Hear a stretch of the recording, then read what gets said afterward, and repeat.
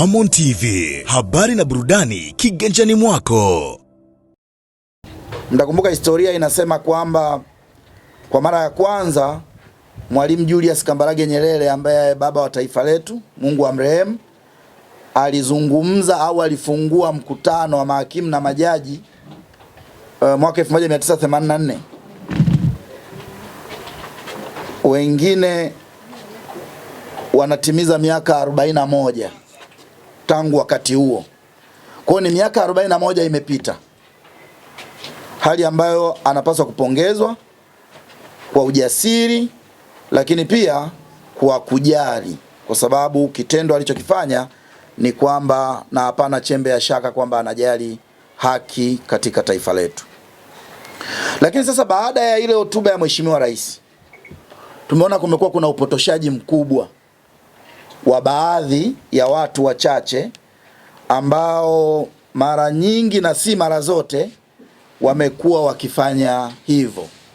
Sasa wakati mwingine ukiacha upotoshaji uendelee, maana yake upotoshaji ule unaweza ukachukuliwa na watu wengine, kwa sababu tuna uwezo tofauti wa kufikiri na kuchambua haya mambo.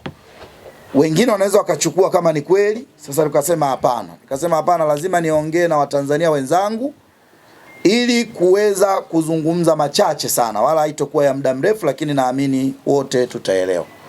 Ndugu zangu, lazima tufahamu kwamba kauli alizozitoa jana Mheshimiwa Rais, ukiangalia kwa jicho pevu la kiuchambuzi na hasa ukiwa umezingatia misingi ya uzalendo, utagundua kabisa Rais alikuwa amesimama kama mkuu wa nchi, kama ambavyo katiba inamtambua na sisi tunamtambua, kwamba anayo mamlaka ya kutoa maagizo kwa maslahi mapana ya taifa letu. Kwa hiyo Mheshimiwa Rais jana alikuwa anatoa maagizo kwa serikali iweze, kwa sababu yeye ni mkuu wa serikali, lakini alikuwa kwa sababu ana vyombo pia. Kwa alikuwa anatoa maagizo ambayo ukiangalia mengine ni wajibu wa serikali yenyewe, lakini mwingine unakuwa ni wajibu wa mahakama. Kwa watu wasipotoshe. Kwa mfano, Rais anasema kwamba mahakama ziendelee kulinda uhuru. Sasa yale maagizo kwamba serikali itaendelea kuhakikisha kwamba mahakama zinalinda uhuru wake wa mahakama yenyewe, kwa sababu lazima mahakama ili iweze kutenda haki lazima iwe huru. Sasa uhuru, serikali italinda uhuru. Rais anasema serikali yake, serikali ya awamu ya 6 itaendelea kulinda uhuru wa mahakama. Sasa watu wanakuja wanapotosha, wanaongea vitu ambavyo mmeviona, nyewe waandishi mmeona.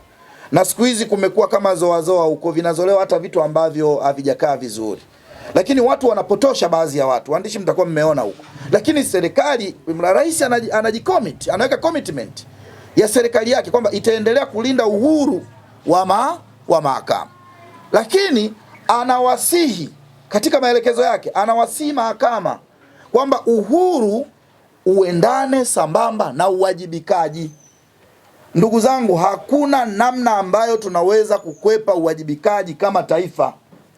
Kila jambo lazima uwajibike. Hata ninyi hapa mpo kwenye uwajibikaji. Ofisi zenu zitawatambua kuhakikisha zinasimamia haki zenu, kwa sababu mmewajibika ipasavyo. Kwa Mheshimiwa Rais anatoa maelekezo kwamba mahakama, ili serikali inavyoendelea kulinda uhuru wa mahakama, lakini uhuru huo mahakama lazima uendane sambamba na uwajibikaji. Kuwe na nidhamu, kuwe na utii wa sheria, lakini tukizingatia taifa letu lazima tuwe na uzalendo. Kwa ni moja ya mambo unaona kabisa kwamba haya, kama mkuu wa nchi anapaswa kuyafikiri, lakini anapaswa kuyasimamia, na ndio maana ametoa maelekezo. Lakini anasema mahakama lazima, au anazielekeza mahakama kulinda imani ya wananchi walionayo juu ya mahakama. Sasa hili haliwezi kuwa nongwa. Rais ameona, na sisi ni mashahidi pia, kwamba wananchi tuna imani kubwa na mahakama zetu. Sasa kama tuna imani kubwa na mahakama zetu, Rais anawasihi, anawaelekeza mahakama kwamba walinde imani hii, kwa sababu imani ambayo wananchi tumeweka, na tuna haki ya kuweka imani kwa mahakama kwa sababu ndiye mtoaji wa haki katika taifa letu. Hasa watu wanakuja wanapotosha, wanaongea vitu ambavyo sitaki kuvirudia, wakati ni vitu ambavyo viko wazi na vinaeleweka. Lakini mahakama pamoja na hii imani tulionayo, rais anaisisitiza mahakama kwamba wahakikishe wanalinda utu. Mmeona mara nyingi mahabusu wale watuhumiwa wanapokuwa kwenye mahakama zetu huwa wanashtaki, wanaeleza, wanasemelea kwa mahakama baadhi ya madhira machache ambayo wanakutana nayo, na mahakama huwa ina intervene kwa sababu ina wajibu huo. Kwa tunarudi pale pale kwenye msingi wa uwajibikaji. Kwa watu wasipotoshe, na tusiwe taifa la kupotosha, tubaki kuwa taifa la kujadili masuala ambayo yana ni issues, sio tusikae kujadili tissues tu, hali ambayo inaweza kaleta mkanganyiko. Tunaondoka kwenye masuala ya msingi. Lakini jambo la pili, kauli ya rais, pamoja na kwamba ni maagizo, kauli ya rais ni maelekezo. Kauli ya rais anapoitoa, maana yake vyombo vyetu vifanyie kazi. Na mkumbuke sisi mihimili yetu hii mitatu, kwa maana ya bunge, tuna mahakama, lakini tuna hii judicial, mtanisaidia Kiswahili chake, tuna hivi vyombo vinategemeana, ni pande mbili za shilingi ambazo huwezi kwa kuangua upande mmoja alafu upande mwingine ukaenda kutumika. Na hii ni mifumo ambayo inategemea. Kwa hiyo rais anapozungumza ni kama bunge linapoiagiza serikali wakati fulani kwamba linaisimamia ifanye hivi na linaielekeza ifanye hivi. Na mtaona hata waziri mkuu anaenda kuwajibika kujibu maswali bungeni kule. Kwa nini? Kwa sababu mihimili hii inategemeana. Rais anawasii mahakama kwa maana ya majaji, mahakimu na majaji kutimiza wajibu kwa maana ya kuwajibika, ili kuondoa minong'ono ya choyo na upendeleo. Kwa nini tusijikite kwenye hilo? Mheshimiwa Rais ana vyombo vingi. Yawezekana ameambiwa kwamba kuna choyo na upendeleo. Sasa lazima asemi tu kama mtu anayeota. Sasa kuiagiza mahakama sio kwamba yeye ndio hapana, ni kwamba anatimiza wajibu, kwa sababu ili tuende sawa ni lazima tuwajibike. Lakini jambo la tatu, kauli ya rais inatokana pia na matamanio yake ambayo huwezi kuyaondoa. Watu wanapotosha. Kiongozi anapokuwa na matamanio fulani, haina maana kwamba anakiuka misingi. Hatuweki kiongozi ambaye hafikiri. Kiongozi anao ubongo. Mnafahamu moja ya function ya brain ni pamoja na reasoning. Sasa anapofikiri kwamba natamani taifa liende huku, vyombo vyake ambavyo vinamshauri, baraza la mawaziri, wanakaa, anashirikisha bunge, mahakama. Ndio maana rais ana matamanio yake ya kimaendeleo katika nchi. Na moja ya matamanio yake anaona kwamba yanaweza yakatekelezwa au yakatekelezeka pale ambapo mahakama itawajibika. Kwa mfano, anawasii mahakimu na majaji. Mheshimiwa Rais anawasii kwamba ili maendeleo yapatikane lazima kuwe kuna usimamizi mzuri wa haki. Kwamba tunahitaji maendeleo. Watu wakiwa na haki, maendeleo yatapatikana. Rais amesema. Sasa watu wanapotosha, wanaleta vitu ambavyo wala hata havistahili kuzungumzwa, kwa sababu tunajua kwamba wao wanapenda hiyo, nafikiri kwa sababu ambazo wanazijua wenyewe. Lakini anasema bado anayo matamanio kwamba serikali yake anayoiongoza itaendelea kuwekeza kwenye mahakama kama ambavyo inafanya uwekezaji mahala kwingine. Mmeona kwamba mahakama zetu zimekuwa na vifaa bora ambavyo vinarahisisha, na rais amesema bado anaendelea kuwa na matamanio hayo. Maana yake ni nini? Maana yake kwamba unapoambiwa tuna vifaa ambavyo vinaweza vikarahisisha vya sayansi na teknolojia ili mahakama zetu zikaenda, tumepiga hatua. Leo hii kuna kesi zinaendelea ambazo zinakuwa za masafa marefu. Wengine wako gerezani, wengine wako mahakamani umbali mrefu.